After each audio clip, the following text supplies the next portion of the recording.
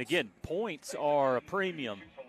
And just like last year, both of these teams have been high scoring, but when this rivalry comes together, the last year and this year, they just grinded out, low scoring game. I mean, 14 points could win this football game. This is a huge minute and 32 seconds. York going to get the second half kickoff, so that's important to remember. 1:32 to go. So we're working on the YouTube. If we can't get it, what we'll do is we'll just make a new stream here as soon as this game, or as soon as the game hits halftime. We'll create a new stream, and from there on both YouTube and Facebook. So, and now I think we're live on YouTube. Just as I said that, I'm a miracle worker. Somehow figured that out. Wow. Never done that before. So it's a big 4th and 5. Snap taken, tipped in. Little pass over the top, and then catch is made. A little Tim Tebow-esque without the jump, but dumps it through, and it's a first down, a Birdies Lounge first down for the Dragons. Really good play design by the offensive coordinator. Just been running outside, inside, outside, inside, and then right at the sticks, little pass for about 6 yards. Great play design. Snap taken underneath, and again, York more prepared as another timeout's going to be burned, and it's going to be York burning it again with 59 seconds to go, down to 1 timeout remaining. Cole Brandon on the carry that time. He loses a yard.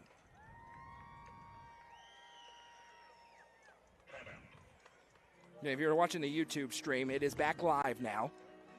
Don't ask me how I did it. Hey, you know who else is here tonight, Jeremy? Talk to me. Michael Lindsay. Goose is here.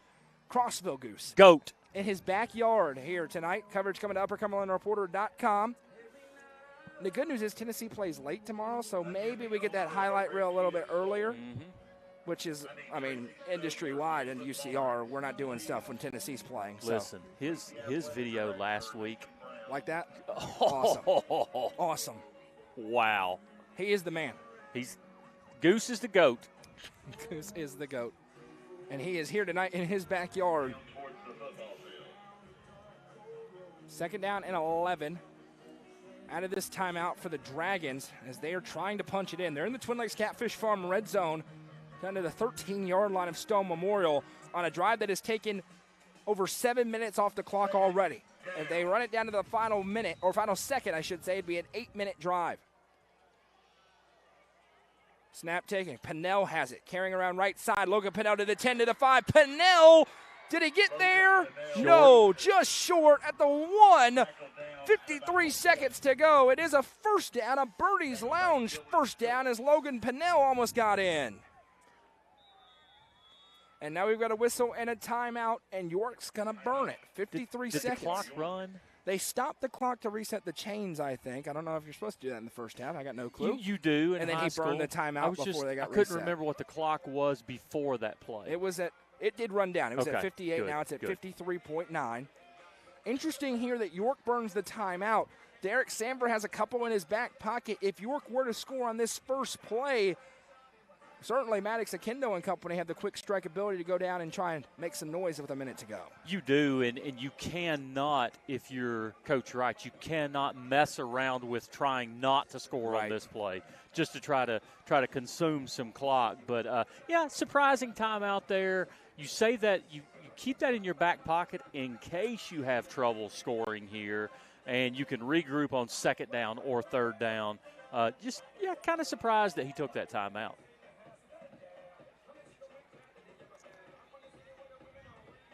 White County in the 4th quarter leads CAK 21-7.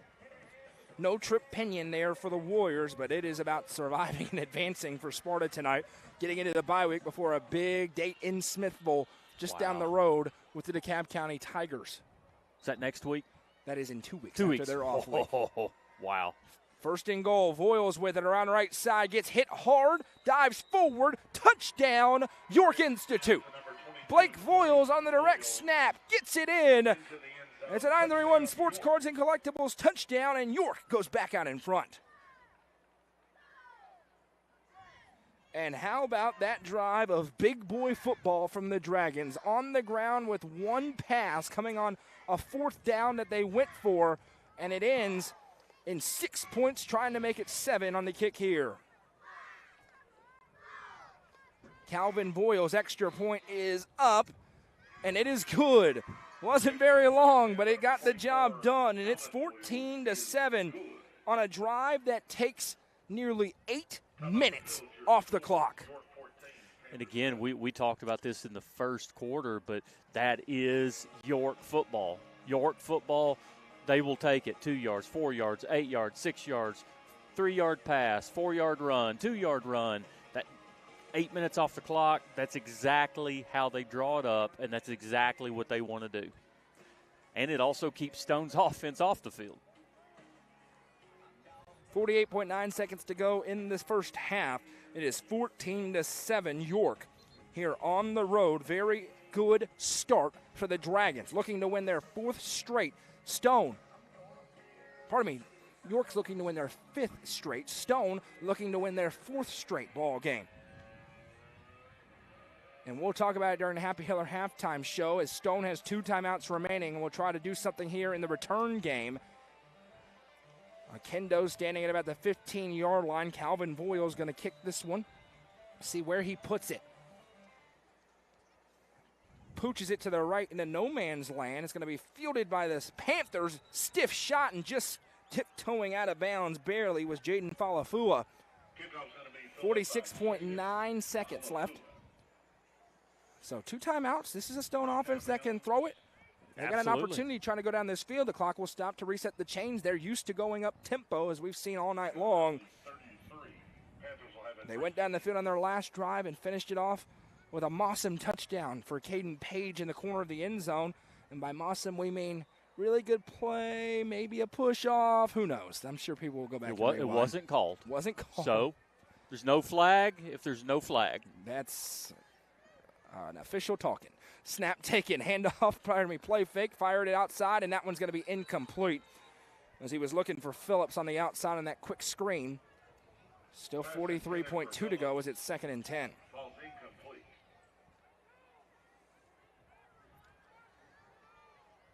Second quarter presented by our friends at Hall Sports and Outdoors. Tremendous shop right there on Main Street in Jamestown. Long-running sponsors to us here at UCR. Philip Hall and his family been tremendous. Appreciate them very much. And listen, if you want sporting goods, that is your place to go. It is worth the drive. No matter where you are, and you can shop online as well. Snap taken here for Potter. Going to fire it backwards to Akendo. Akendo to the 30, 35, 40. And Maddox Akendo has a Turner Roofing first down. 35 seconds to go as they'll stop the clock to reset the chains. Coach Samber not going to use the timeout yet. Panthers trying to get lined up quickly. Now they'll run the clock. 34, 33. They're on the 43-yard line. Stone taking a while to get lined up. Relatively. Snap taken. Play fake. Dropping back Potter. Going to step up in the pocket. Thinks about the run. Now he will run to the 50, and he slides down, but he's short. Maybe. They're going to stop the clock here on the timeout by Derek Samber. A 9-yard run. 18.3 seconds to go. Stone doing a pretty decent job here. 1 timeout left to go. We'll see what the defensive look is here for the Dragons. Unfortunately for both teams, their kicking game is not, you can't play to try to get inside the 20 here for a field goal attempt because unfortunately neither field goal kicker has that range. So it's touchdown or bust. But that magic playbook that Coach Samber has, it's not like that kid from NBA against Pearl Cone that hit a 53-yarder walk-off to win it early in the season. 53 in high school? 53-yarder. Nailed it. He's getting a scholarship somewhere. Well, he's at NBA for a reason, so that tends to help. So he's got a scholarship already. He probably doesn't need a scholarship if he's at NBA. Let's put it that way. 18.3 ticks to go here in the first half. Been a good first half. Jacob's game on UCR2 is going to be over by the time we get back from halftime, but that's okay. Time's up for the end zone show better. Livingston with no first downs in the first half, 42-0 for Macon County at halftime. And another injury, by the way, entering the game. Another starter out for Livingston. Wow. He's being ravaged by him. 5 wide set here for Stone. 18 seconds to go in the half. Motion man across is Akendo. Snap taken, play fake, dropping back is Potter, looking deep downfield. Double clutches, now fires. Page got a little bit open. but it's incomplete. Coverage underneath by Linder. 12.2 ticks to go in the half. Yeah, just a little more air on that ball, and he's inside the 20-yard line and probably out of bounds. Would have been an absolutely huge play. And that's what Stone's looking for. 12.2, you got about 2 plays left. They're trying to get inside the 30 and then trying to take their shot. They do have a quarterback with plenty of arm strength in the form of Noah Potter. Timeout in the back pocket of Derek Samber, so this can go anywhere on the field of play. Wide set as Akendo goes way out to the left. Snap taken, play fake, dropping back. Here comes the pressure. He's being hit, and there's the sack. A domino sack. Joseph Linder comes through and makes the tackle. It is his 2.5 sack of the season, and there's a Panther slow to get up as it zeros on the clock. And we're going to go into halftime with an exclamation point by the Dragons on the road. When we come back, we have the Happy Hiller halftime show. But first, a word from our sponsors at the break in Crossville. It's York 14, Stone 7. This is a high school football game of the week presented by Hall Sports and Outdoors on the Watson Chevy UCR Media Network. Sports and Outdoors in Jamestown is the Upper Cumberland's best sporting goods store. From cleats to camping supplies and everything in between, this family-owned store has it all. Hall Sports and Outdoors is proud to support our community, including student athletes throughout the Upper Cumberland. Stop in at 207 South Main Street or visit their website at hall42.com. Hall Sports and Outdoors is a proud sponsor of this broadcast on the UCR Media Network. Loading the kids in the car, brokering peace in the back seat, mastering the snack handoff without even looking. Why are simple things sometimes so complicated? Thankfully, with auto owners, insurance doesn't have to be one of them. We work with independent agents who keep insurance simple, so you can worry about more important things, like figuring out what's growing in that cup holder. That's simple human sense. Visit swallowsinsurance.com or call us today, 931-526-4025. Protecting your future. It's what we do. Live Oak Insurance and Financial is home to your trusted local insurance professionals. Their experts are here to provide guidance and options to fit your home, life, health, and business insurance needs. And with the Medicare enrollment period coming soon, they're here to answer your questions. Call 931-367-5483 to set up an appointment today. Live Oak Insurance and Financial is proud to sponsor student athletes in the Upper Cumberland and this broadcast on the UCR Media Network. I work with Warren County Nursery here in McMinnville, Tennessee. I'm very passionate about the hay because that's how I take care of my cows. So I farm here with my dad. We raise primarily corn, soybeans, and wheat. By having that in my background and knowing what the customer expects, I know how to cater to the customer. We're here to provide solutions for our customers. Going through some of those challenging experiences help you understand maybe the position they're coming from. Manette's Eagle Auction and Realty is proud to present this online-only absolute auction of 3815 Post Oak Circle in Cookeville, boasting a 3-bedroom and 2.5-bathroom home with over 1,800 square feet of living area on 1.79 wooded acres. Don't miss your opportunity to bid. Bidding ends Thursday, October 17th at 10 a.m. at www.eagleauctions.com. That's www.eagleauctions.com. Or call 931-526-5335 for more information. Amonette's Eagle Auction and Realty is proud to be the Upper Cumberland's auction experts and to sponsor this broadcast on the UCR Media Network. Tee Up is the Upper Cumberland's brand new indoor golfing experience. With 3 state-of-the-art simulators, you can work on some of the world's best courses, all in the comfort of their climate-controlled facility. You want to know how you can improve? See everything from club speed to spin rate in seconds. Conveniently located at 141 4th Street in Baxter. Stop in. Visit them online at teupgolfclub.com or call them at 931-559-GOLF to reserve your simulator today. Tee Up is proud to support this broadcast on the UCR Media Network. The Real Estate Collective Auction Group offers expertise in a variety of services, including real estate, personal property, equipment, and nonprofit benefit auctions. Call 931-559-9500 for more information or see their upcoming auctions at letsgorico.com. The Real Estate Collective Auction Group is proud to support student athletes in our area and this broadcast on the UCR Media Network.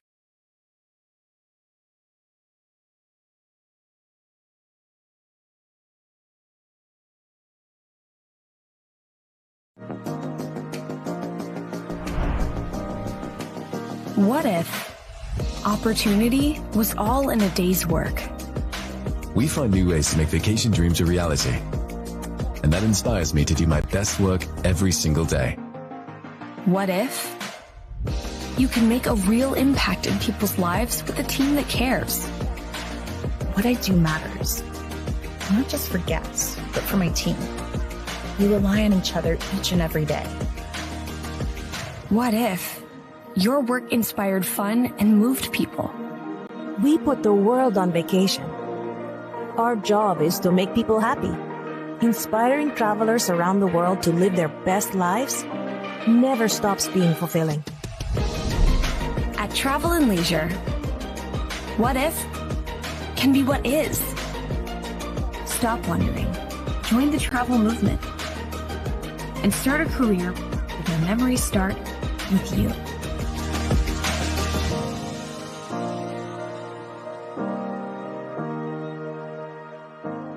Sonia Brown is a full-service realtor and is licensed across the state of Tennessee, listing and selling residential and multifamily, land and farms, commercial and industrial properties. Sonia handles the sale from start to closing and beyond. Let her put her 30-plus years of experience to work for you. Sonia Brown with American Way Real Estate has been supporting student-athletes in the Upper Cumberland since 1990.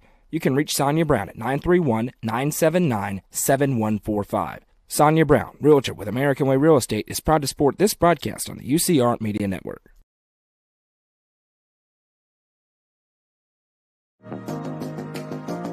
Watson Chevrolet is proud to present the area's best selection of new and pre-owned cars, trucks, and SUVs. Watson Chevy's staff of experts are ready to get you into your next vehicle with unmatched service and knowledge. Stop in at 2350 Cookeville Highway and test drive the all-new Chevy Trax or Silverado today. And remember, don't buy till you see Jason Fye. Watson Chevy is proud to be the presenting sponsor of the UCR Media Network.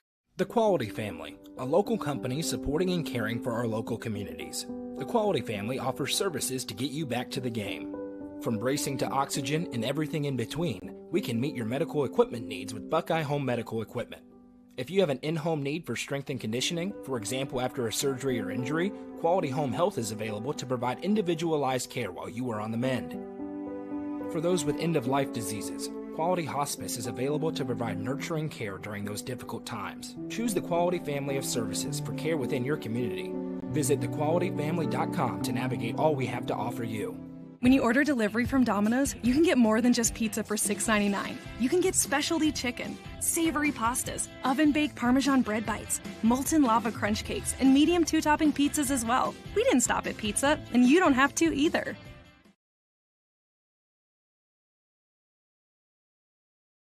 Nelson Trophy and Screen Printing is proud to support student-athletes and athletic departments throughout the Upper Cumberland. They're also proud to sponsor the Nelson Trophy and Screen Printing Player of the Game on this broadcast. From trophies to t-shirts, they can do it all. Stop by and see them at 120 Circle Drive in Allgood or give them a call at 931-537-9559. Nelson Trophy and Screen Printing is proud to sponsor this broadcast on the UCR Media Network. Iron Vine in Cookeville is the Upper Cumberland's home for delicious Chicago-style pizza, beef, chicken, fish, and more. Located in Cookeville's historic downtown district, Iron Vine's food and atmosphere will keep you coming back for more. Take in stunning views with the UCR team on Tuesday nights at 7, live for the UCR Coaches Show from the rooftop. Fire and Vine is a proud sponsor of this broadcast on the UCR Media Network. The Crouch team with Highlands Elite Real Estate is proud to present this brand new home on Charles Golden Road in Sparta. Featuring 2 bedrooms and 2.5 bathrooms, this house in the Cumberland View subdivision could be your forever home. Call 931-979-1191 for more information and to schedule a showing, or visit chadandamycrouch.com. The Crouch team with Highlands Elite Real Estate is a proud sponsor of this broadcast on the UCR Media Network.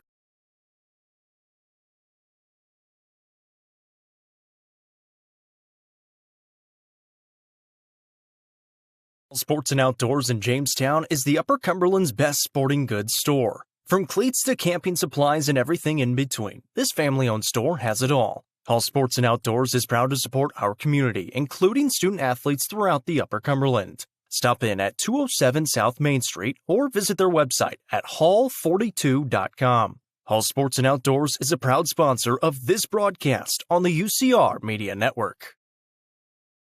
Getting the kids to practice on time. Remembering if it's your day to bring snacks. Making it to the game with a clean jersey. Why are simple things sometimes so complicated?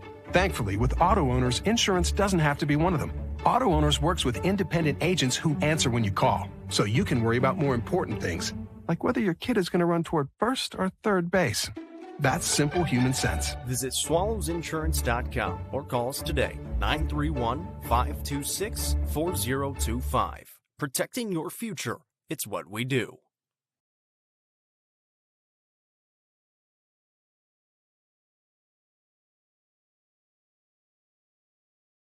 Welcome back. It's homecoming here at Stone Memorial, and they've just are starting to wrap up the festivities. Maddox Akindo is the homecoming king, and his team finds themselves in a bit of a hole, down 14-7 against the York Dragons. More about that coming up. But first, let's take a look around the state at the Quality Family scoreboard. Jeremy Tollison.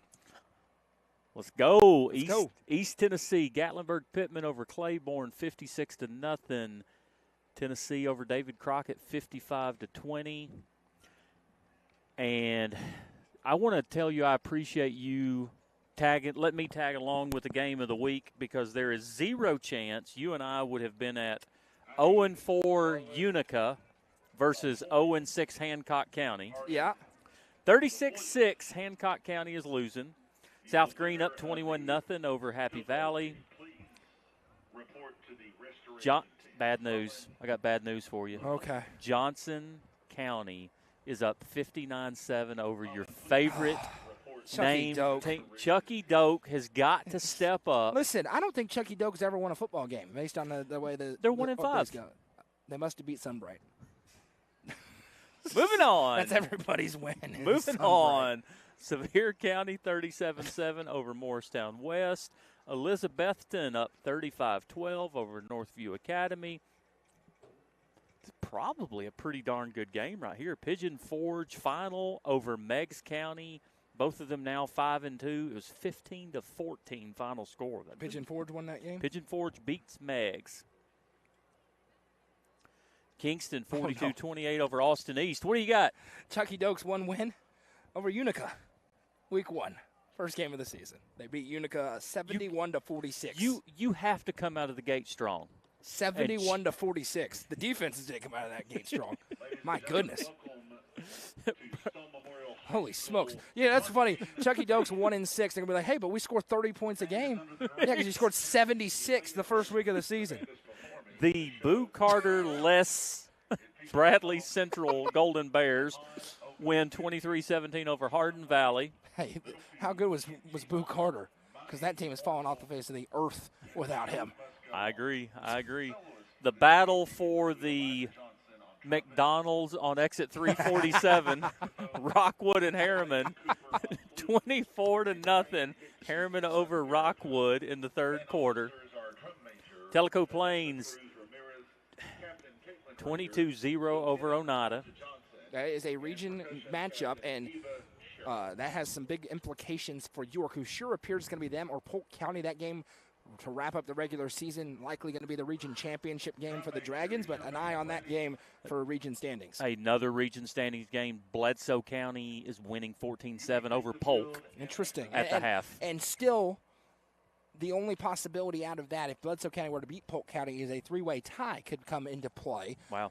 With York having beaten Bledsoe County. And this game. Correct. Could mean a lot. Absolutely. When it comes to the overall record tiebreaker. Lenore City up 15-13 over Clinton. Final score over on UCR 3, 28-7 tonight. White County beats CAK. 1-5 Knox Farragut, 28 Oak Ridge 13. Makes no sense to me. And I'll tell you, and you and I talked about this. Yeah. Came very, very, very, very, very close to being where we were going to be this Friday night. But Jackson County, Smith County in a dogfight, 7-7 at the half. Great. Hey, that game has gigantic region implications, but more importantly, it has gigantic implications in the UCR picks. More importantly, let's not care about this region and where these kids are going to play if I beat postseason. Justin Matheny. If I beat Justin is the only thing that's important. So where these kids go in postseason is secondary. It's important. But more important to is the me kids, beating Justin. listen, to the kids and the cheerleaders and the schools, it's kind of important. Yes, it's important. I didn't say it's not important. But in the grand scheme of things. More important is me beating Justin. Oh, and my Justin, I have a goodness. one-game late. Justin picked Jackson County. I picked Smith County tonight. So we'll be watching that one with bated breath to see what happens in the second half in the hole in Carthage. Oh, my good gravy. Here we go. Oliver Springs, Whitwell, 14-14. Gordonsville having no problem with the Bulldogs of Red Bowling Springs, 40-8. You may have, is this the halftime score? Macon County over Livingston, 42-0. That is the current score, yes, indeed. Livingston without a first down in that first half.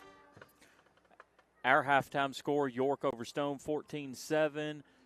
Community, 0-6 Community down to 6-1 Sequatchie County, 42-0. That looks like a first-round playoff matchup where you see the team sneak in with no wins.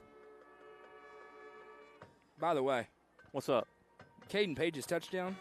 Yeah, that's not offensive pass interference. That's grown boy football. He went up and got it. Did he? Goose with an unbelievable angle of it in the corner of the end zone. So take away anything I said it could have been OPI. Nope. Great touchdown catch for Caden Page earlier in this ball game. Well, what I said was I felt like he got position by pulling the defender. However, then I'd be honest with you. Looked like a really good move on Goose's. We're going to see it in the highlight reel. Let's go. I the love cinematic highlights. Extremely rare that I'm wrong. I thought I was once, but I wasn't. Okay? Sounds like something I would say. Cornersville up on Wayne County 25-12. The two of us together, I don't think we've ever been wrong. I think that's I promise you my wife says that.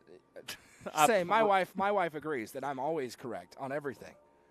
She is so sweet. She didn't say no. Look at her face right now. She didn't say no. She just smiled at me. That's a yes. My wife has this eye roll that, yep.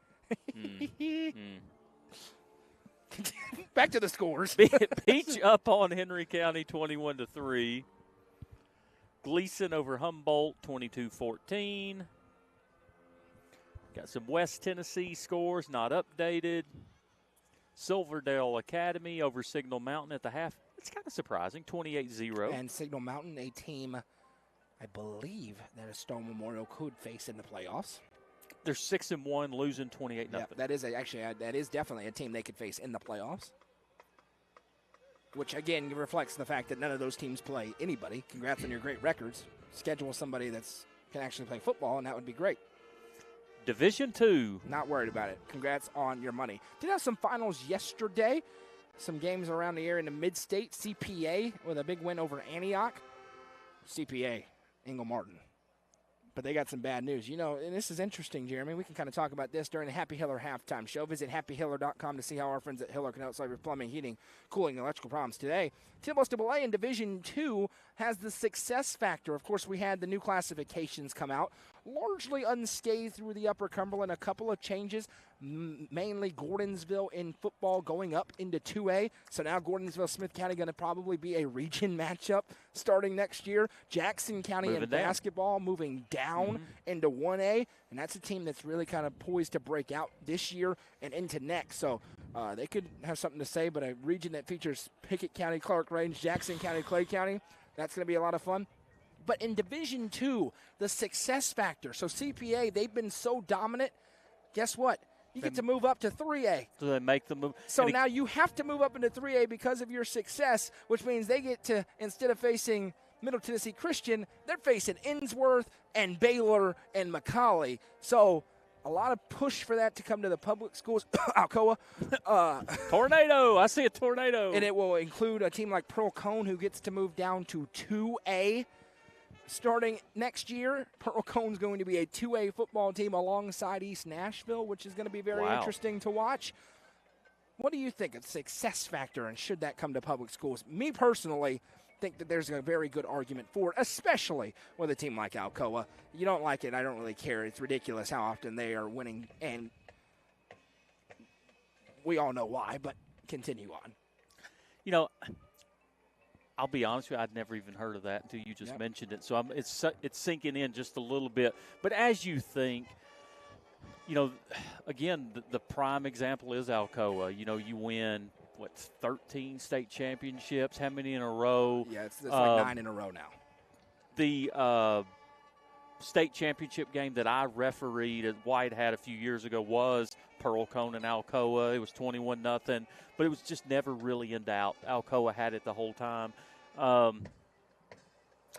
Alcoa purposely stays in 3A. Stays in 3A. No question. And beats up on 3A teams, and they've got the roster, if you will, of a 6A team. Of a Division II Class 3A team. Absolutely. Let's just call it what it is. And really, it would almost be like, and this is my comparison, is it would be like one of these two high schools jumping in the middle school conference and beating up on all the middle schools, and then putting trophies in your case and bragging with the fact that you just beat up on a middle school team. So it's an interesting thought. Maybe a editorial coming up or CumberlandReporter.com at some point from yours truly.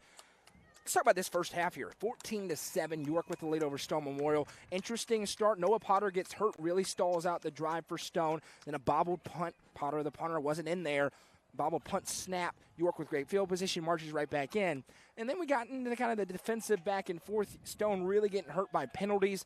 One drive near the red zone, they get a personal foul back 15 yards. York unable to sustain drives. Then Stone goes down the field. Great touchdown pass from Potter to Page in the end zone. And York answers with an 8-minute drive down the field to punch it in to take a 14-7 lead. We say it every week, but really after how that drive went, 14-7, York's about to get the football. If they do what they just did, it's trouble time for Stone Memorial. They're going to have to figure out a way to limit the running attack for York. And conversely, if you're Derwin Wright, I don't know if you're making any changes offensively. You just want to pound the football. You do. You get the ball. Hey, nothing more that he would want right now is another matching 8-minute drive, put 7 points on the scoreboard. And we know that Stone can score quickly, and their offense is made to go to the football quick. Like you said, snap every 8 seconds. But York goes up 21-7, barring any major turnover, the game very well could be over. It's now officially chilly outside here in Crossville. It says it's 55. Doesn't feel like 55, but again, did you say there's some chili? For a while. It is chilly in Crossville. Dang it. I wouldn't be able to eat chili right now. Oh, I'm in. If I had a big old hot, warm bowl of chili. Wendy's is right there. That's probably except for my grandmother who passed away years ago, Wendy's is my favorite chili. You think they can just cook up some grilled chicken breast for me right now? That's about. If you see me and you think that I look sickly, I'm not. It's just melting off of me at the moment. It's going to be fun in a couple of weeks. Somebody's going to tune into a show and go, what happened at this rate that we're on? You have a tapeworm? No, but this has been fun.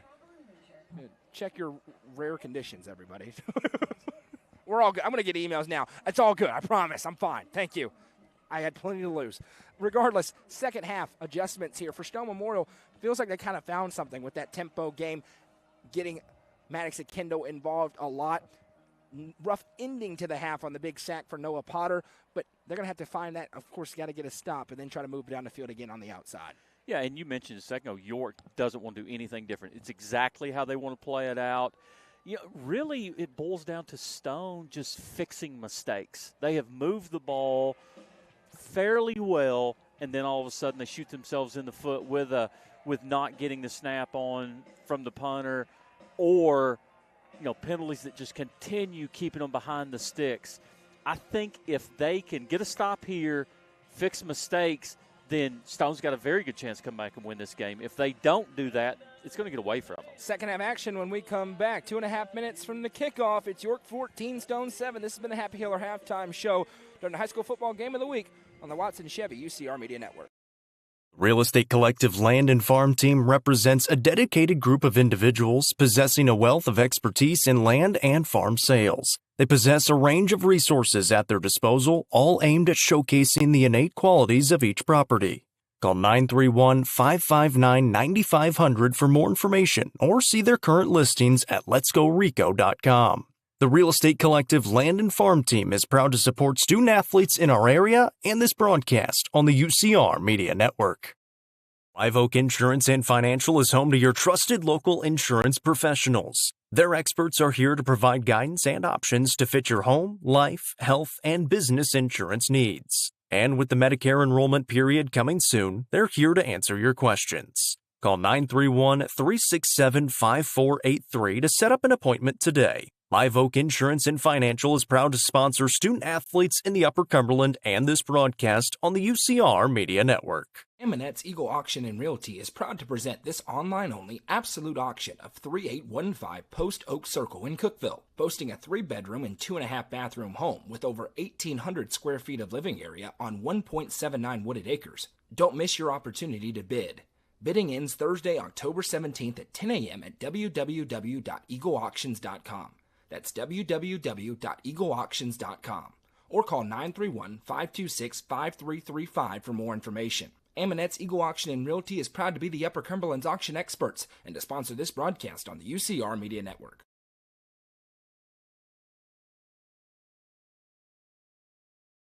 Our third quarter is presented by Hall Family Pharmacy. It's the York Dragons with a 14-7 lead over the Stone Memorial Panthers. I'm Noah McKay, joined by Jeremy Tollison. The lovely Madison McKay producing things for us on camera. Happy to be along with you tonight. We are with UCR, of course, the Upper Cumberland Reporter, the area's leader in high school sports coverage. 19 schools in the area. Hard to believe we're in week 8 of the high school football season. We are less than a month away from high school basketball season, and you know we are going to do it bigger and better than ever, but we need your help to do it. If you own a business, it amazes me how often, Jeremy, I talk to a business owner and they go, I keep saying that I need to do that. And I'm like, hey, message me and you can do that. Send a message to our Facebook page and you can advertise with us on all these streams and help us put them on everywhere. We're going to do over 500 live streams this school year, but we can only do it with your help. So don't be one of those people that just says, oh, I don't know. No, you need to send us a message. Correct me if I'm wrong, because, listen, you do this far greater than I do, but if you get in now or have a conversation now, you can kind of pick your spot. Correct. As opposed to maybe taking some leftovers. It's going to be full quickly on basketball. So if you want to be on basketball, first of all, you need to be on football now. We're about to hit the playoffs. That's going to be fun. And then you need to be on basketball with us. So send us a message. Record stream numbers in the playoffs. No question about it. We're going to break all sorts of records this playoffs. We're live on the main UCR Facebook page and YouTube channel tonight. We welcome you in. Caden Masenko on. And York playing a little bit back, about 13 yards away. Potentially the spot for an onside kick if you wanted one. There's some receivers along that left side for Stone. Just saying. Probably won't happen. It's going to. Onside kick underneath, tipped up into the air. It's still loose, and a Dragon falls on it. Every once in a while, you have a hunch that comes true. York's going to have the football, though, on the 41-yard line. We almost had a Noah Turdama sighting, didn't we? I know. That counts as an onside kick right there. You can, I agree with you. Check that one up. That's 42 is where they mark this one down. York mashed their way down in the field. Only one pass on their last drive that took over 8 minutes off the clock and finished with a touchdown. Looking for more of that here is Nathaniel Tipton's going to be in the backfield. He's got a tailback with him on his right hip. Saw a ton of direct snaps in the first half. Here's another one. Handoff underneath goes to Brennan. He breaks a tackle and now will be tripped up after a gain of 6. So tough to defend as that is Cole Brannon on the carry. All the misdirection of this York Institute offense. And you really got to give a ton of credit to the center here for the Dragons. His ability to snap it in different places, right on the money, super impressive. And now it's the power look. Blake Boyle's in the backfield, and they try to spread it out and bring defenders outside the box. 2 to the left, 1 to the right. Tipton has the snap. Going to give left side for Voiles. Gets behind the blockers, pushes forward. Gets about 3. 3rd and 1 upcoming here. And listen, I know Akendo is, if not the fastest guy on the field, certainly one of the fastest. But, man, he's letting that receiver out there on an island by himself, playing against the run. And if anybody can make up that distance, he is that guy. But I'll tell you, you do that too often, offensive coordinator's going to see that and maybe make you pay for that. You're seeing the Stone defense pretty much abandon defending the pass. They're giving a courtesy man out there, but everybody else is keeping their eyes in the backfield.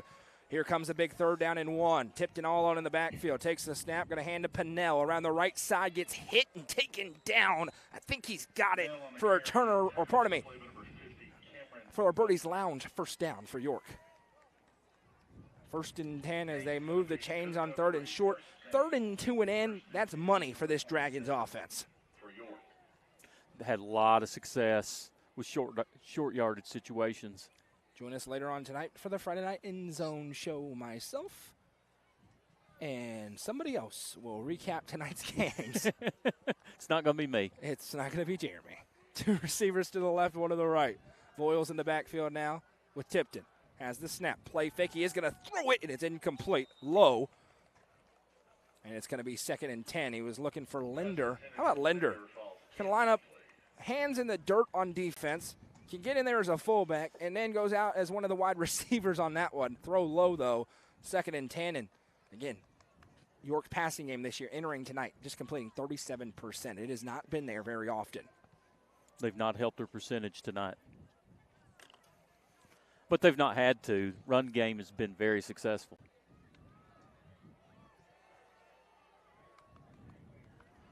We're going to get a score update on DeKalb, Cumberland County, because I just got one that's surprising as the snap is taken. Going to hand off around the left side to Brandon. Speaking of speed, he's to the 50, 45, and down. 3rd down and 4. You've seen the power run, and then they spread it out and hit you with a jet sweep. 3rd down and 3.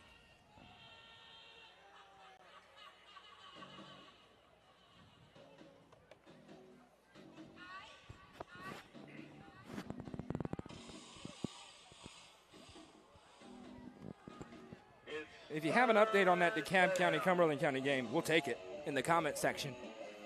I'm not going to report the score I got because it may be incorrect. 3rd down and 4. I could call Bobby Rollins, but he's refereeing it right now. So. Snap is taken. Voiles goes over to the right side. Now there's a huge pile up. Stone's defense ready, and now here you go. 4th down and 3. Offense staying on the field for the Dragons. 9:15 to go in the 3rd. Again, on 4th down last time, you mentioned it, but the little jump pass, the slant was wide open. Coach Samber's got to be ready for that, but you're going to see some misdirection. Where's it coming from, though? That's the problem.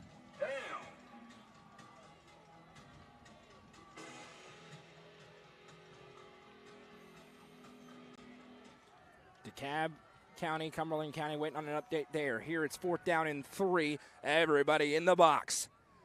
Snap goes to Pennell, looking for the right side. Pennell stretches it to the 45, to the 40, and he will stiff arm his way out of bounds, falling down on the track, but not before a Birdies Lounge 1st down. And it's going to move the sticks.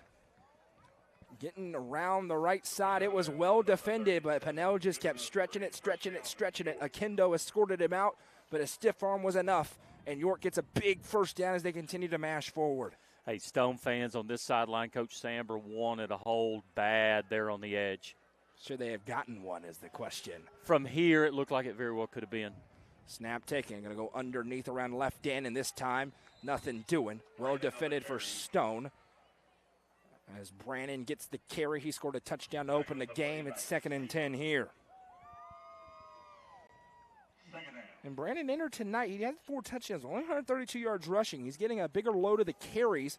You see the speed element he brings. Obviously, a lot of attention played to Logan Pennell. 2nd and 10 here from the 37 of Stone. Panthers loading up the front. Shotgun snap goes around the right side, and Turf Monster got him, but he stays on his feet and will be brought down. That time it's Landon Robbins on the carry. And now 3rd and 8. Fever with the tackle defensively. Gain of 1.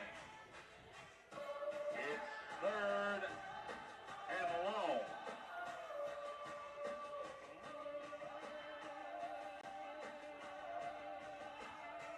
Third down and a long 8. The Panthers fans are here. They're not making a lot of noise right now on a huge play in this ball game. Snap taken. Dropping back is Tipton. Being pressured. Now throws it. Receivers there and can't make the catch as it was a bit behind him. And now it wouldn't surprise me if Derwin Wright punts this, and he will bring out the punting unit and try to pin Stone deep. You hardly ever see a York football team drop back to pass. And again, Stone, exactly what they want to do there. I know they gave up a little bit in the drive, but, hey, punt, get the ball back, go tie this game up is exactly what Coach Samber's looking for. Kick is away. It's a line drive, and it goes into the end zone. So 1st and 10, Stone on the 20. And I feel pretty confident in this score update right now. DeKalb County and Cumberland County are tied at 14. Would be a monumental win for Noah Rapaski's Jets if they can get that done, and would be a season ender for DeKalb, who's lost 2 straight. Literally DeKalb would can't lose eliminate that them it's from over. any. It's done. They get White County and Upperman at home to end the season. But if you lose tonight, it is over. Again, tie game. We'll see what happens there. I promise you, if Cumberland County wins that game, I will go through heaven and earth to get Noah Rapaski Rollins on. asked me if we were covering it, and he said it's the game of the week because that's the one he's refereeing. I will get Noah Rapaski on the End Zone show. Awesome. No matter what. What a good dude. Snap taken, dropping back is Potter. He's going to fire it at the out route, and Page got crunched. Was going through his hands anyway, but he had to pay the price for it as Grayson Winningham hits him in the back and puts him down. 2nd and 10. So Stone's defense does get the stop, Jeremy. Says our offense can capitalize. Akendo back in after a play breather. Trying to get aligned offensively. 2 receivers going to stack out to the left, 1 to the right here for Potter's offense. Has the snap, hands to Akendo. Gets away from 1 man in the backfield, turns on the Jets to the 20 and will be escorted out of bounds. 6:55 to play in the third, a gain of just a yard. Joseph Linder, he's had a busy night. 3rd and 8 here for Stone. And we've talked about this, but this is not what Stone wants to do is get behind the sticks here. It eliminates a lot of the playbook. 2 receivers to the left. Potter takes the snap. Play fake. Going to fire the hitter behind. Page makes the catch. Looking at 3 Dragons, though, and they allow nothing. Push him out of bounds. No gain, and Stone's going to be forced to punt this one as Logan Pennell right there. Nobody bites on that one. And Potter will drop back deep and be forced to boot it deep. And it's going to be Landon Robbins back deep to receive this punt. Great defense so far tonight. That question for York. Struggled so mightily on the back end against the passing offenses of Clay County and GCA. Tonight, they've been much better in the secondary. Potter has a good snap. Loads up on the kick. It's spiraling. Somehow stays in bounds as it hit about a yard away from the sideline, and it goes to about the 34. So a decent enough punt there for Noah Potter. Got a great roll. And with 6:08 to go in the third quarter, 14-7, and we'll see the Dragon offense once again. I don't know if I've ever seen a ball tight rope the sideline, especially one coming from the center of the field, heading toward the sideline, and then it just tight ropes for 18 to 20 yards. The official was ready to go mark it down. He went, whoa, he had to back up.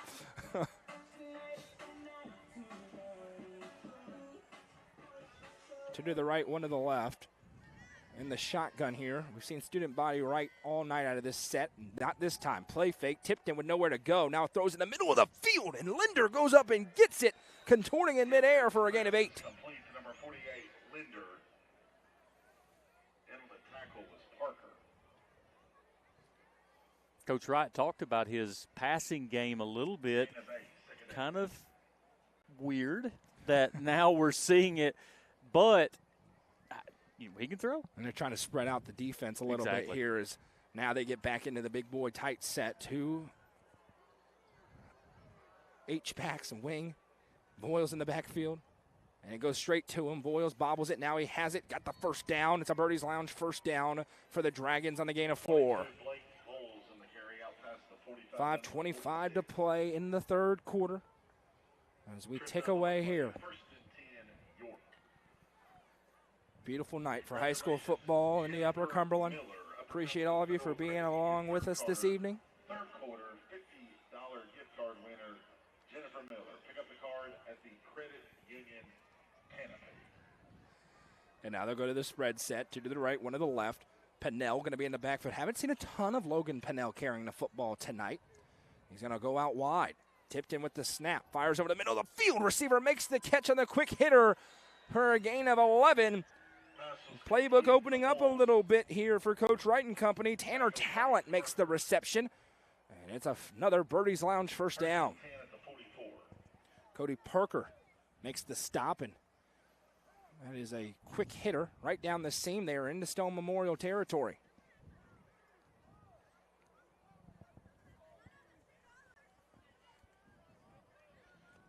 Third quarter presented by our friends at Hall Family Pharmacy. As 2 receivers go to the right, 1 to the left. A spread formation here for York. They can do a little bit of everything.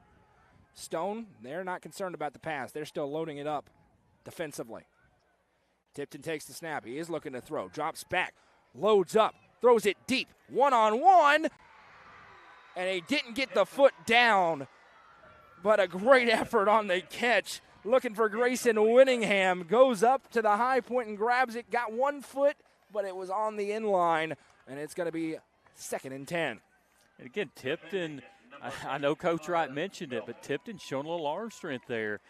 First, we had 1 long incomplete pass in the first half, but the first really good long pass to an open receiver, and he's right on the money, just barely out of bounds. Remember, that was the halfback pass, too. That was the first long pass attempted by Tipton. And now they bring it back in tight. 2nd down and 10. Who's the snap going to? Pennell, he hands off to Brannon. Brannon with room to operate. Big stiff arm to the 30, 25, 20, 15, 10. Akendo brings him down from behind, but not before a huge York gain inside the 5-yard line. Cole Brannon rumbles in. It's a Birdies Lounge first down into the Twin Lakes Catfish Farm red zone, and York on the doorstep of a 2-possession lead. What a performance so far by the Dragons on the road, trying to make it 2 straight victories over Stone. Snap goes to Voiles, up the middle. Blake Voiles pushes forward, waiting on the signal. Touchdown, York Institute. Blake Voiles pushes it in for his 2nd touchdown of the night, and it's a 2-possession lead. Again, just big boy football. Just big boy football and just power football, touchdown. But again, kind of lull them a little bit with the pass, little eye candy on the pass, and then punch you in the mouth. And now Calvin Voiles on for the extra point. Snap, set, kick is good. Got through. And York with a haymaker thrown late in the 3rd quarter. 3:29 to play in the frame. It's 21-7. This is the high school football game of the week, presented by Hall Family Pharmacy on the Watson Chevy UCR Media Network.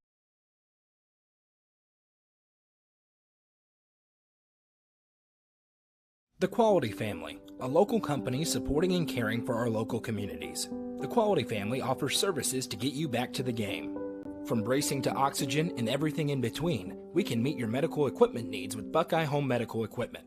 If you have an in-home need for strength and conditioning, for example after a surgery or injury, Quality Home Health is available to provide individualized care while you are on the mend. For those with end-of-life diseases, Quality Hospice is available to provide nurturing care during those difficult times. Choose the Quality family of services for care within your community. Visit thequalityfamily.com to navigate all we have to offer you. Welcome back. 21-7 the score here in the 3rd quarter. York with the lead on the 2nd rushing touchdown of the day by Blake Voiles. Elsewhere in the Quality Family scoreboard, it's All-Macon County. Livingston did score on a fumble return for a touchdown, but it's now 45-6. Late in the 4th quarter they're in the running clock, as the kickoff return here will be taken down at the 31-yard line. It is confirmed 14-14, Cumberland County against DeKalb County. We'll keep you updated on it across town here in Crossville. Have you Goose got is an at the update? wrong game tonight. Have you got an update on Smith and Jackson? Not yet. When we have one, we'll let you know. If you pull up Jackson County Coach T, I can click the game. You can click that little G, and it'll pop up. 1st and 10 Panthers. First and 10 for Stone here. They have to have an answer, and York does go 2 for 1. They just do it in dramatic fashion with a little bit of extracurriculars in between. Snap taken, handoff goes to Akendo. Akendo rumbles to the 35 where he's brought down after a gain of 4. Stone has to have a touchdown. The drive's taking so long for York down the field.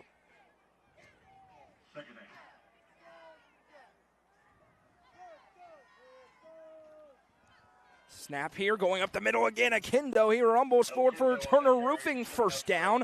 Down to the 44, 3:03 to go. Jeremy, still time, but Stone knows they got to have some urgency here. Yeah, they do. The way that York has proven they can milk this clock, they've got to score quick. Christian Upperman's not playing tonight. It is a bye week for most teams. A lot of teams across Good the for area. the other teams that Upperman is not playing tonight. Rolling out to his right is Potter.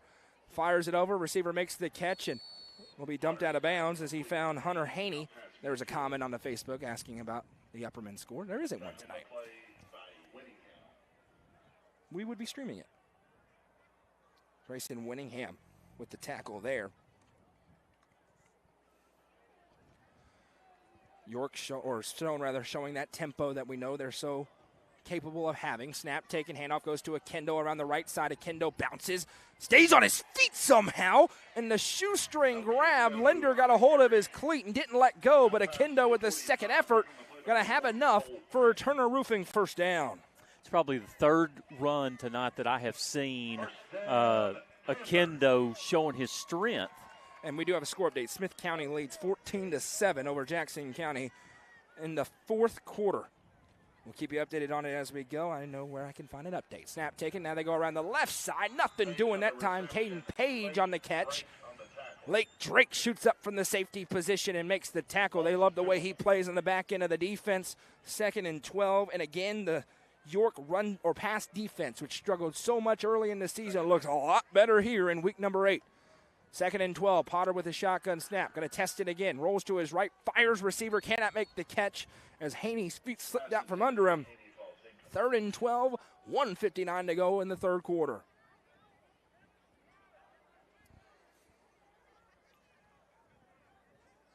Yeah, the end zone show all of a sudden got a lot more interesting. You're going to want to check that one out. We're going to figure out what's going on. It's fun. Great game here. Great game at Cumberland County. Great game at Smith County. Awesome. Love high school football. Sparta wins without Trip Pinion tonight. We're going to talk about how that happened, what their offense looked like. 2 receivers to the right. 3rd down and 12. Snap taken. Backwards pass to Akendo. Goes through his hands. That is backwards, so he can pick it up. He's to the 50. Akendo to the 45 where he's slung down. Good wherewithal by Akendo, and now we've got a little chippiness, but everybody's good.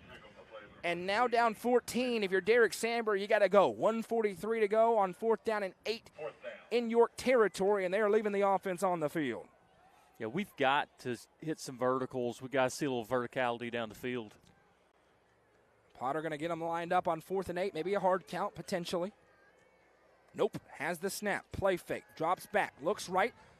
Now going to roll out. Page got free deep. Deep ball there, and he makes the catch. Caden Page, touchdown, Stone Memorial, and it's the off-script razzle-dazzle from Noah Potter, and Stone's back in it. No, I just grabbed my dictionary and looked up the word verticality, and that picture was in there. So that is the true definition. Here we go. And that was not the original route as he rolled to his right, and then Page was kind of sitting there. Potter says go. Page turns and runs, got behind everybody. A great accurate ball, and now here we go again as that is going to be a Rick Potter with Century 21 touchdown for the Panthers.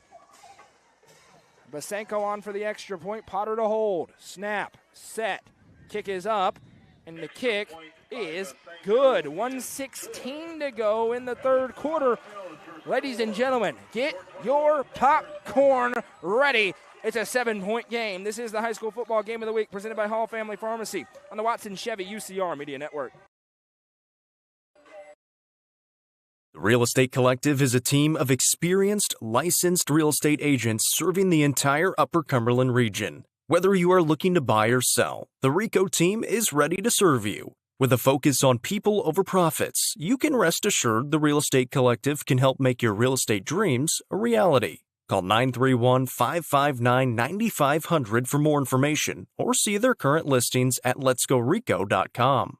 The Real Estate Collective is proud to support student athletes in our area and this broadcast on the UCR Media Network.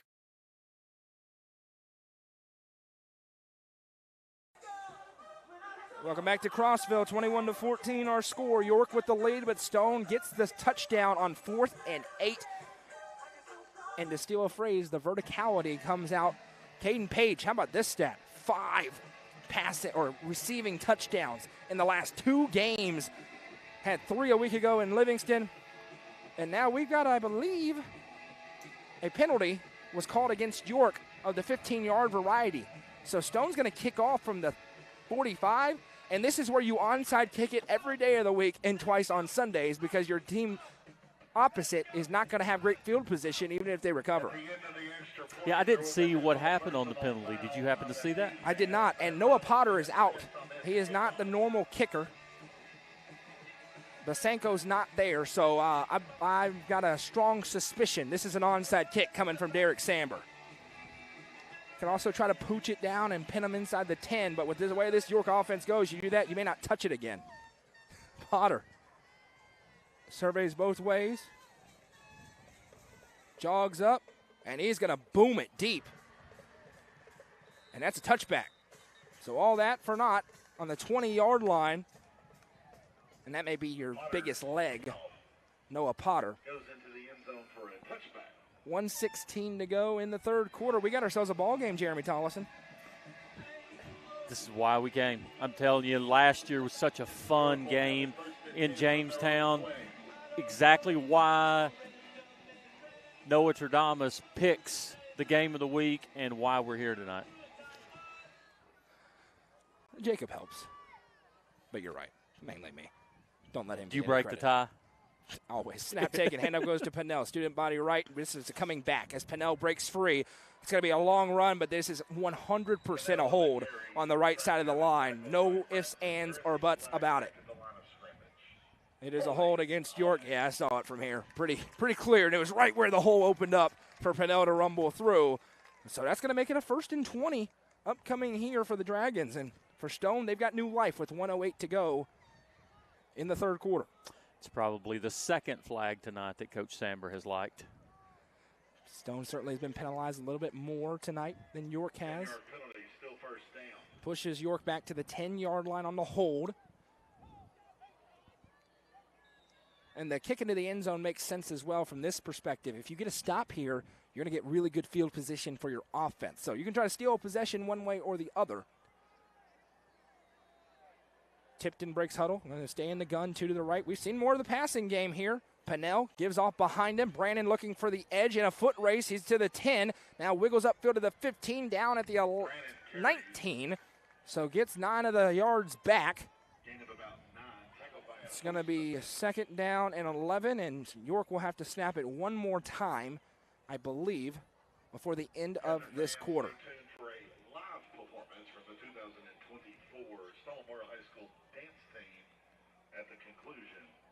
So they will, with 24 seconds on the game clock, break the huddle.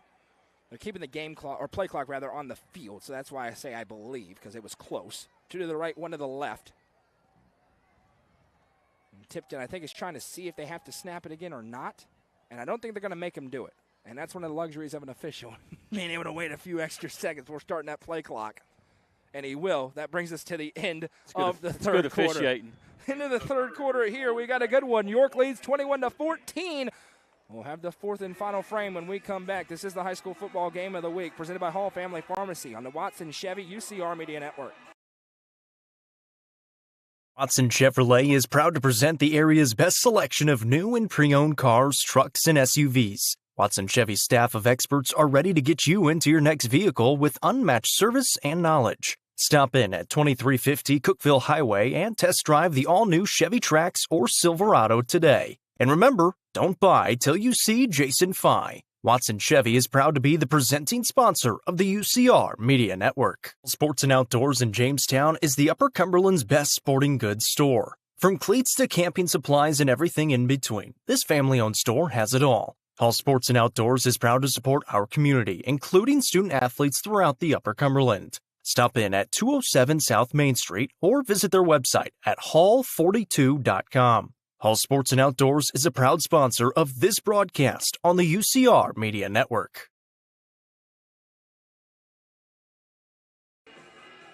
Welcome back. Our fourth quarter is presented by our friends at Birdies Lounge, and it's a good fourth quarter on tap. York leads Stone 21-14, but the Dragons find themselves with a 2nd and 11 after a holding penalty on first down put them behind the sticks. Cole Brannon got a nice 9-yard run to make it interesting. Noah McKay joined by Jeremy Tollison and lovely Madison McKay producing things for us. Happy to be along with you tonight. Tipton takes the snap, going to hand to Boyes. He's looking to throw it again. We saw this earlier downfield, and it's incomplete. Brandon didn't know it was coming for him. It was actually a pretty good ball, but he didn't find it, and it's 3rd and 11. Yeah, good thrown ball, good play design. Double covered by Stone. However, a ball that could have been caught if he could have got his eyes on it. 7 seconds into the fourth quarter. Stone playing to try and get the football back. The prospects, this is a non-region game, but the prospects of needing this game are very real when it comes to the second tiebreaker, which is overall record in the state of Tennessee. 2 receivers to the right, 1 to the left. Snap taken. Hit as he throws, tipped in, and it disrupts the pass as that was a bone-jarring hit. Leveled off the edge. Cade Radcliffe came in on the blitz and got his money's worth. And York will be forced to punt it. Dropping back deep is Maddox Akendo to receive. If the defender could have seen that just a half a second sooner, that could have been a pick 6. 10 seconds into the fourth. York's going to punt it back, and Stone's going to have a chance to tie the football game. And the clock stopped on 2 straight plays. And this is a big kick. Akendo, though, has a chance to return it. Fields it at the 45, looking to set it up. Looking at 4 white jerseys. Makes one man miss. Akendo with a stiff arm to the 45-40, and he'll dart out of bounds. The elusiveness of Maddox Akendo on display. Stone's offense in business. 1st and 10 on the 40. Homecoming king. Let's go. Score update. Last time we had one was Jackson County trailed Smith County 14-7 in the fourth quarter. It is now 21-7. Smith County over Jackson County. Sorry, Justin. I lost a game last week on Forrest Gordon's. I picked against the Tigers. I picked the Owls this week. What a good story, though, Jackson County. As the snap's taken, handoff goes to Akendo, breaks through the hole. Akendo slung down inside the 30. A Turner Roofing first down. Here comes Stone Memorial. 30 seconds into the fourth quarter. Have you given that Cumberland County DeKalb County update yet? We have not. You have it or not? 21-14. DeKalb just scored, so they're up 7. Start of the fourth quarter. Start of the fourth quarter there across the town. Snap taken, handoff to Akendo again. He'll get forward for about 3, and now not a surprise in this moment that you're seeing a heavy dosage of 34. Derek Samber trying to put it in his best player's hands. Man, Stone plays fast. Back on the football, 2 to the left. Potter with the snap. Play fake, dropping back, looking downfield. Page got free, but Potter's forced to run. Fires it over, and Haney tiptoes to make the reception. It could have been another touchdown for Page, but Potter had to evade the pocket, finds him, and it's another Turner Roofing first down into the Twin Lakes Catfish Farm red zone, and here comes the tempo again. Back on the ball goes Stone. Potter takes a snap, and this is coming back. 5 yards on the early movement. False start. A couple of the linemen got an early start. Yeah, everybody was kind of out of sync there. They did not allow the slot receiver to get set completely either. So, tempo is a great thing, but you can't be too fast for your own offense. Penalties have really hurt Stone Memorial tonight. Another one here as they face a 1st and 15. Shotgun snap, handoff to Akendo. Akendo jumps through and gets to about the 16, near the original line of scrimmage. 2nd down upcoming here. 10-18 and ticking away to play in the ball game. It's been a really good one tonight. We thought it would be. It has been. York led 21-7. Stone scored, got a stop. Now they're trying to go in again. 2nd and 10. Handoff for Akendo around the right side. Spins off of one and right into another Dragon, but he's still on his feet. Akendo at the 20, and it'll be caught from behind and taken down. And he got a little bit of an extra shot late. It's going to be 3rd and 12. The elusiveness ended up costing Stone a couple of yards. See, I thought Hinch had the tackle in the backfield, and just it shows how strong Maddox Akendo is as well.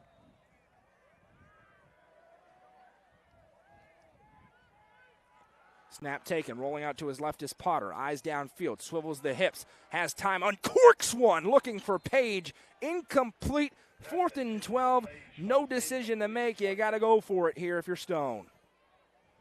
And again, the penalty looms large. They were moving, false start, pushes them back. It's now 4th and 12. Is Potter a pitcher on the baseball team? Because they need him. We'll see. We'll see coming this Holy spring. cow. They do need him. They could use a few new pitchers there in the absence of Nick Osmond on the diamond for Stone. 4th down and 12. You're uncorked that thing. Golly. Just a junior in his 8th start here with the Panthers. 2 to the left. Snap taken. Play fake. Dropping back. Looking left is Potter. Has time. Now forced out of the pocket. Running out of time. Fires deep. Receivers open, and Haney makes the catch. Touchdown, Stone Memorial. Hunter Haney on the pass from Noah Potter, who extends the play and finds his man. And they're an extra point away from tying the game.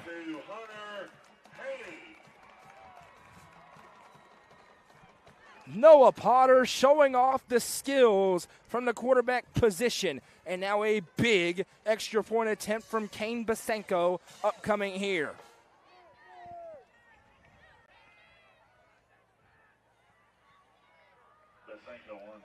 Basenko, 2 for 2 tonight. Snap, good hold, kick is up, and the kick is good. 9:17 to play in the ball game. It's 21-21. We'll be back in 30 seconds after a word from our friends at the Crouch team with Highlands Elite Real Estate. The Crouch team with Highlands Elite Real Estate is proud to present this brand new home on Charles Golden Road in Sparta. Featuring 2 bedrooms and 2.5 bathrooms, this house in the Cumberland View subdivision could be your forever home. Call 931-979-1191 for more information and to schedule a showing, or visit chadandamycrouch.com. The Crouch team with Highlands Elite Real Estate is a proud sponsor of this broadcast on the UCR Media Network.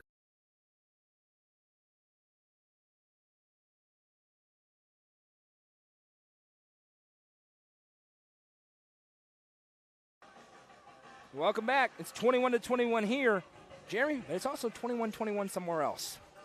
On both sides of Buc-ee's, it is 21-21 in the 4th quarter.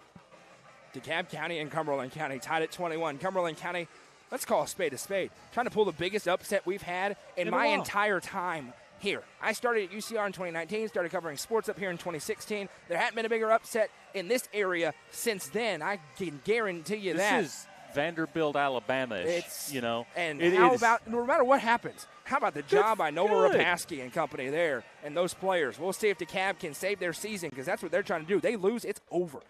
Still have their backs against the wall. Now a little pooch onside kick potentially from Stone, and it's going to be recovered by York. And that gives York great field position on the 49-yard line. Recovering it there was William Goodman. And now we will see this Dragons offense that grounded and pounded their way down the field for 2 drives, one to end the first half and one early in the second half. Went 3 and out on their previous possession after starting deep in their own end and being pushed back by a hold. Billy Amick coming up to the plate here. By the way, they need to make that the 4th quarter song at Neyland. Snap taken. Pennell goes around the left side. Pennell trying to stretch it. Now he'll cut upfield and get stuck. Gain of just 2, and on a cold night, that didn't feel good. And it's Cameron Milton who came in and got his money's worth. I'm good with that song or the Kenny Chesney song. Either one of those two, hey, good, 4th quarter. Absolutely. Good crowd tuning in. But we can have a bigger one. Hit that share button. Tell your friends, hey, it's an off week for you, not for everybody else. It's 21-21. Great game developing here. Smith County now leads 28-7. They're going to beat Jackson County tonight and get a big win. Smith County's season really started tonight when you look at the schedule. Snap taken for Voiles. Runs into the teeth of the defense. Stone flying to the football. And it's going to be 4th down and 10.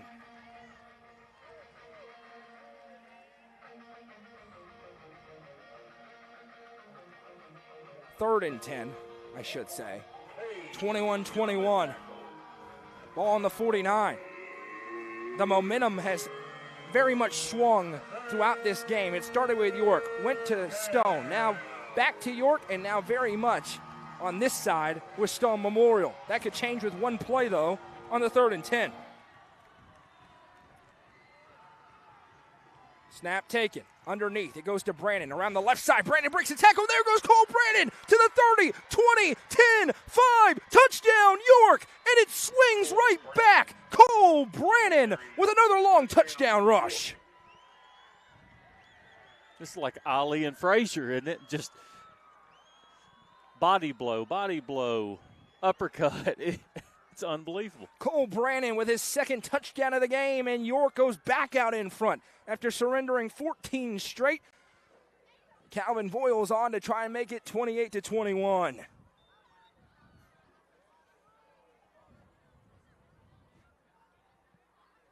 Snap, set, kick. We got a whistle, and it is no good. First missed extra point of the night could loom large. 7:45 to play. It's 27-21. York out in front. We'll be back in 30 seconds after a word from our friends at Swallows Insurance. Configuring the Bluetooth, deciding who controls the music, remembering where you parked. Why are simple things sometimes so complicated? Thankfully, with an auto owner's insurance independent agent, getting the right coverage for your vehicle doesn't have to be one of them. So you can get back to more important things, like remembering if you're on the 3rd or 4th level of the parking garage. That's simple human sense. Visit swallowsinsurance.com or call us today, 931-526-4025. Protecting your future. It's what we do.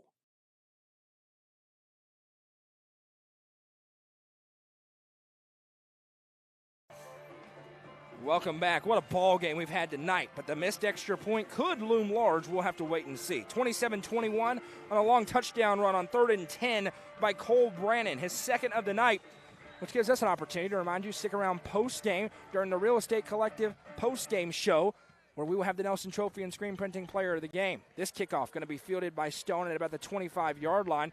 Stiff arm, and now being brought down is Jaden Falafua. 7:40 to play. Noah Potter just slung a touchdown pass to Hunter Haney. We'll see what he's got here, as one of the Panthers is slow to get up and may need some attention from a trainer. He will. So as he is looked at on the field, we'll take another quick break and come right back when he's back to his feet. Don't go anywhere. Live Oak Insurance and Financial is home to your trusted local insurance professionals. Their experts are here to provide guidance and options to fit your home, life, health, and business insurance needs. And with the Medicare enrollment period coming soon, they're here to answer your questions. Call 931-367-5483 to set up an appointment today. Live Oak Insurance and Financial is proud to sponsor student athletes in the Upper Cumberland and this broadcast on the UCR Media Network.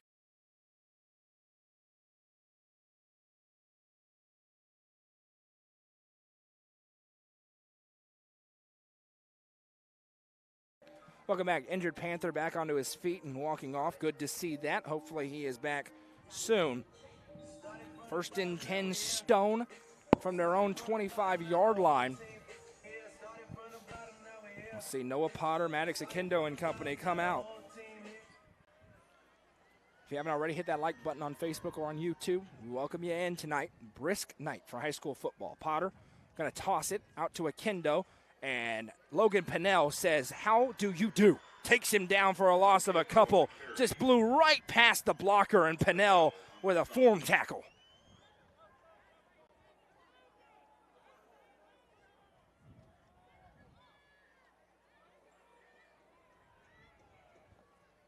Two receivers going to go out to the right side here. Snap taken for Potter. Rolls to his right, fires, receiver makes the catch. It's Haney.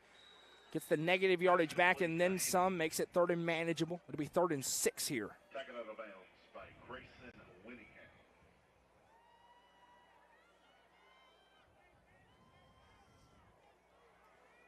3rd and 6. Big 3rd down and 6. 2 to the left for Potter. Takes the snap, hands to Akindo. Akindo rumbles forward, and we've got a flag down.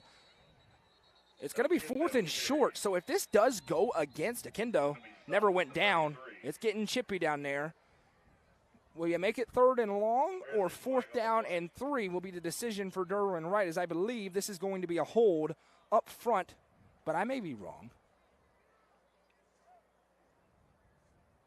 And they're checking over to that sideline, I believe. They are. They're going to ask Coach Wright what he wants to do, and it goes against Stone.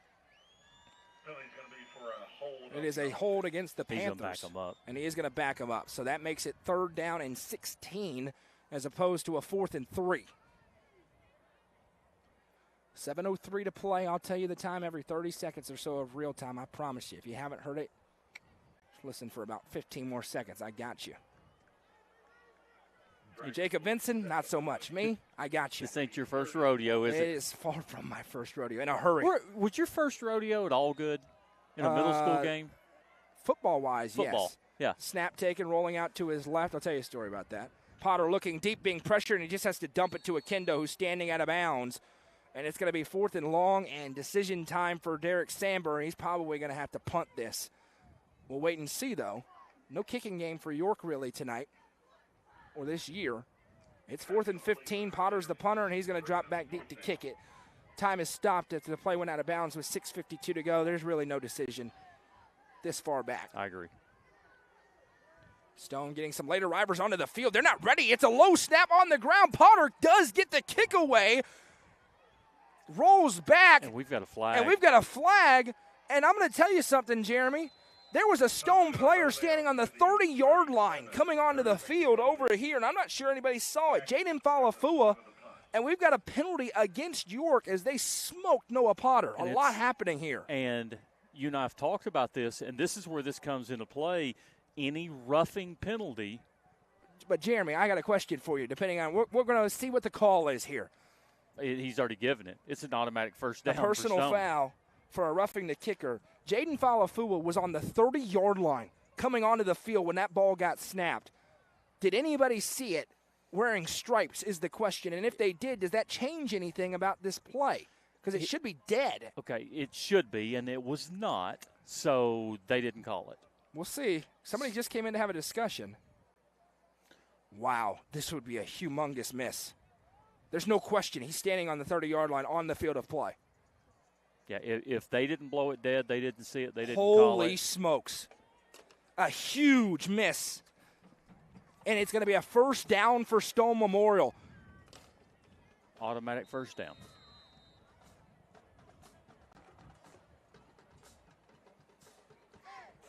DeKalb scores on the Quality Family scoreboard to make it a one-possession lead for the Tigers across town. 4:20 left. 28-21. And a timeout going to be called by York. And, Jeremy, I'm sorry. I can't shoot. That's a gigantic miss by this crew. And Coach Wright is very upset, and I feel as though he probably has a right to be. The Stone guy was in the defensive backfield of York coming on the field. Wow. Previous play was a roughing. So the roughing the kicker penalty is going to be an automatic first down. Correct. They still have 4th down and inches, though, automatic on the board. So this crew has not changed that yet. We'll see if they will. Now, I saw the white hat give a first down signal, so I believe he has given that signal. Let's just make sure that they talk about it. There is 6:41 to play in the ball game, and they're going to talk about it. As it stands right now, it says 4th and inches. And Coach Samber says first down, and the officiating crew does as well. It's going to be a Turner Roofing first down. Now, let's be clear. It was absolutely roughing the kicker. I agree. But the play shouldn't have happened. Stone had a player on the 30-yard line running onto the field late when the ball got snapped. Oh, 2 receivers to the left. Snap taken. Handoff goes to Akendo. It would have been a touchdown. Akendo's taken down.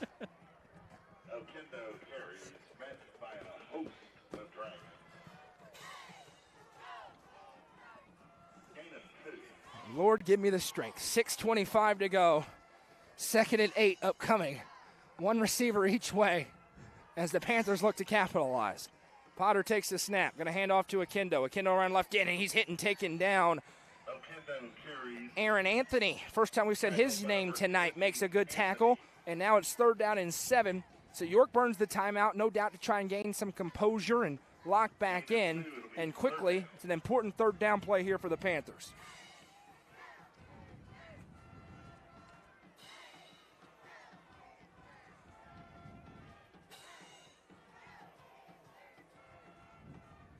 Snap taken, handoff goes to Potter. Potter dropping back, we've got flags down, and it's going to be for early movement. We saw illegal shift, but it's intercepted! Picked off by the Dragons! Lake Drake picks it off! The flag, I believe, is for illegal formation or procedure, and it's going to be 1st down for York. Yeah, it's flags on each side of the field will be for illegal formation. They'll decline that. York ball. Lake Drake with his first interception of the season, and it's 1st and 10 Dragons as they get it back with 5:36 to go. Do you give away an Upper Cumberland all-name team because Lake Drake is at the top of the list? He's 1st team all-conference.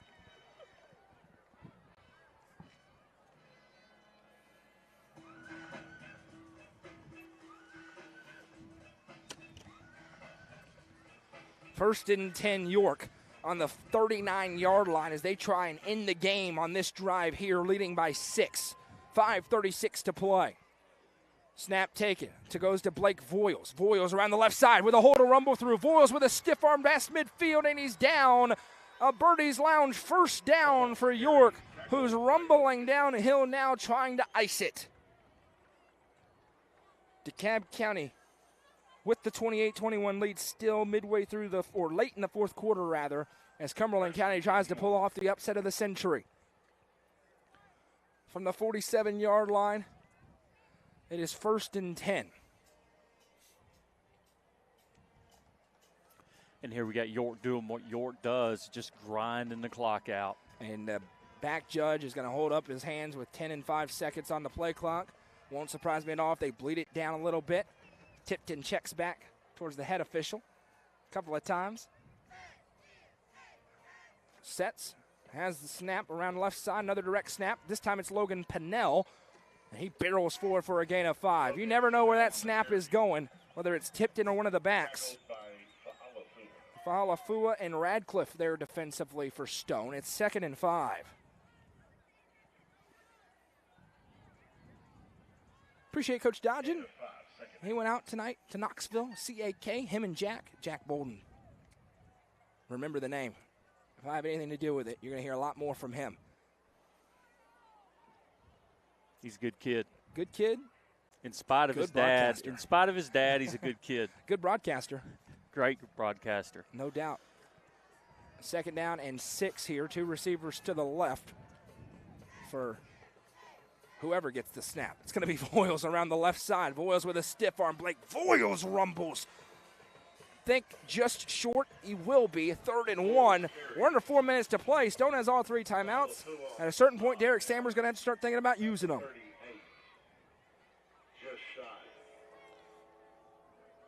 And if this result holds, we will be fielding some comments from our friends in Jamestown for our pick tonight.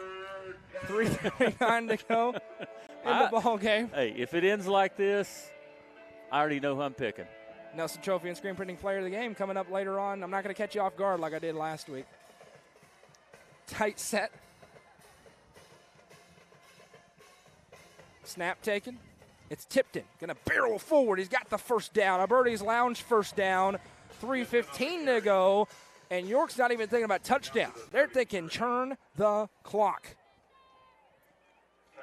Desperation time for Stone to start ripping at the football. Yeah, they do not want to let this missed extra point come back and haunt them. 1st down and 10 from the 33-yard line. And if you're Coach Samber, you have to start thinking, when do I start using these timeouts? The latest update we got was Cumberland County was driving with less than 3 minutes to go in that game across town. 1st and 10. Snap taken. It's Voiles again. They're giving it to the big back, and he's just rumbling forward for 4 and 5 yards. That's all York needs with 2:40 to play in the game. No timeout left, or yet, I should say, for Derek Samber. He has all 3 left. He's going to use it on the next play. It's going to be 2nd down and 6 here from the 29.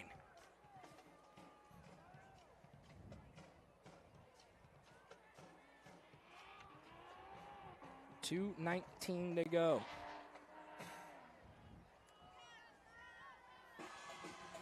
And ticking away. York in no hurry, and why wouldn't they be? Trying to get their 4th or probably 5th win in a row in very impressive fashion.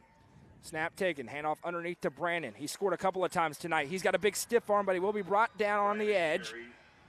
A nice job there for Stone to get him down, but it's 3rd down and 2, right where York wants to be. No timeout yet from Derek Samber with 1:50 to go. Connor Melton with the tackle. 3rd down and 3, could be 3rd in the game. And with a 40-second play clock, you definitely want to think about using these timeouts. Now, analytically, you should keep all 3 timeouts as long as you can to give yourself a chance to always stop the clock. So he's still in line with that, is Coach Samber. 3rd and 3. Voiles around left side. Gets hit, falls forward, sticks the ball out, and he got there. Blake Voiles moves the chains of the Birdies Lounge 1st down, and with 1:14 to go, it's not mathematically over, but it's getting really close to that time. And now you will have the timeout called by Derek Samber, his 1st. The absolute most time Stone could get the football back with at this point, barring a turnover, would be 34 seconds. More like 25 or so after the 4th down play, with no timeouts left. If York gets a 1st down here, it is over. They can put their knee on the ground. Ground and pound, that's the risk you run when you have to punt it away, and York is doing just that. Would remind you to join us later on tonight for the Friday Night End Zone show. My goodness, do we have some stuff to talk about. This game, the game happening across town tonight. Smith County looks like they're closing in on a win over Jackson County in Carthage. A big win for the Owls as they try to get back in the playoff race. It's 28-14, late in the ball game there. 1:47 to go, so Smith County looks like it's going to win that game. Meanwhile, here it's 1st and 10 York. A 1st down ends the game for them. 1:14 to go. Snap taken. Tipton gets hit in the backfield, and he'll be brought down. There comes the timeout from Derek Samber with 1:10 to play. 2nd and long upcoming here. Stone with only 1 timeout remaining. 40-second play clock. Adding a few seconds for the plays. Adding a few seconds for that delay in starting the play clock. And it's getting late in a hurry for the Panthers. And you've got to commend York for their performance tonight.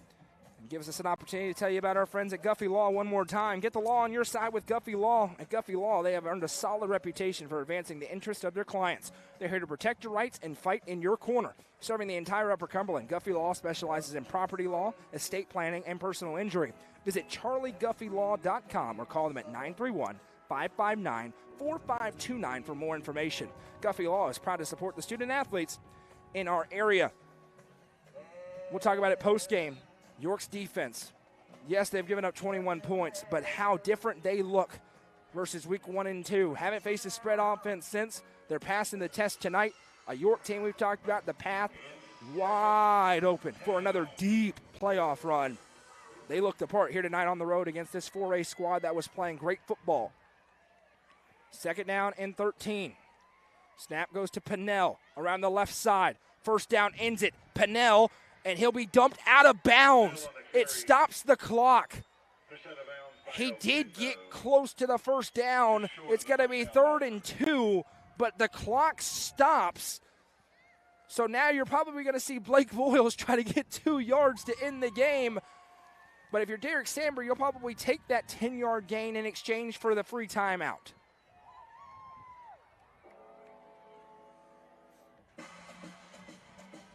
Thank you for the kind words, Russell. Appreciate that. Glad you were able to tune in tonight. 3rd down and a long 2. A 1st down ends it for the Dragons. Blake Voiles is in the backfield, and he's about to get the football. Spoiler alert. He has the snap around left side, dives forward. He's short, I believe. We'll see. They stopped the clock with 58 seconds. It's very close.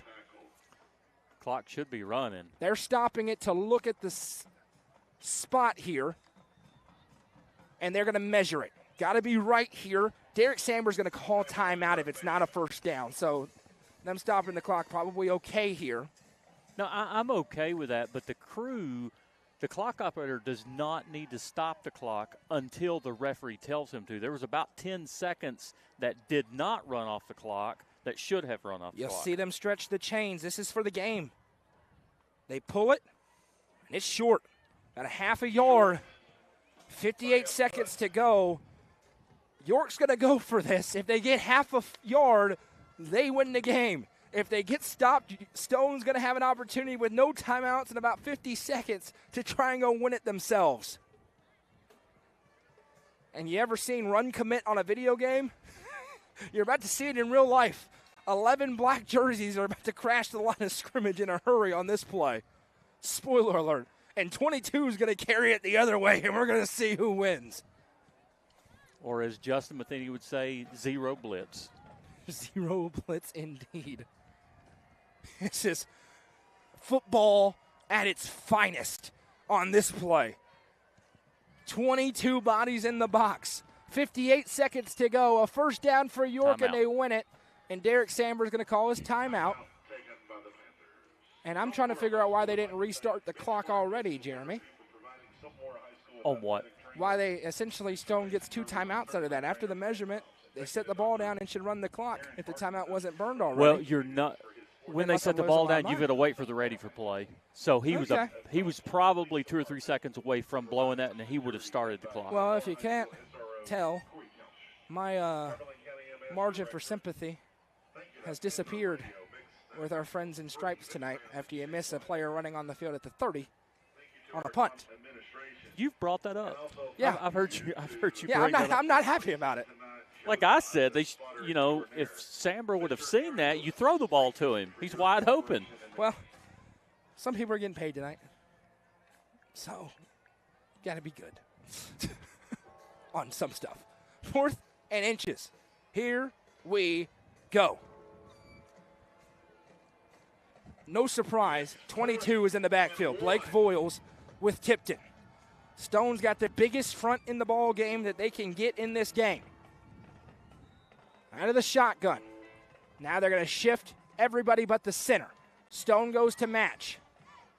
Snap goes straight to Voiles. Around the left side, Voiles hits, finishes forward. He got it. It's a first down for York. We'll wait on the official word. There it is. And York's going to come on the road and get a huge non-region victory. They can put their knee on the ground twice and celebrate a win in Crossville.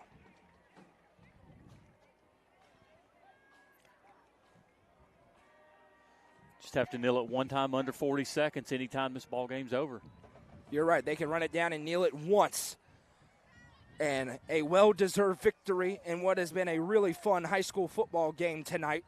But the ground and pound York Dragons offense, too much in this ball game. Kneel down from Nathaniel Tipton, and that will do it. Final score tonight, York 27, Stone 21. We welcome you into the Real Estate Collective postgame show, also presented by our friends at Livingston Regional Hospital. Your final score is 27-21.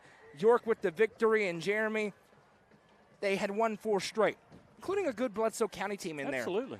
But the questions were looming ahead of this game. The spread offense gave them so much trouble. What would York be able to do? They passed the test tonight. They get their 5th straight victory. And in the 2A classification, this is a dangerous York Institute squad.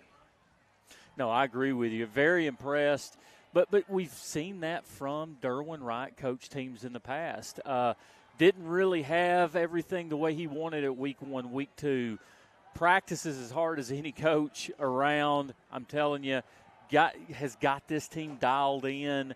and just a great victory against a really good Stone team tonight. Well, and you talk about a York team that had so much turnover from last year's team, how much Miles Lefew did for this squad a year ago. He's not there. Nathaniel Tipton comes in. They lost other pieces they weren't even expecting to lose off last year's team. Didn't start the way they wanted. But my goodness, are they playing their best ball at the right time. And they had their early bye week. They don't have a week off, which may be good for this York team. They want to get back out there and play, welcome in a good Friendship Christian team next week.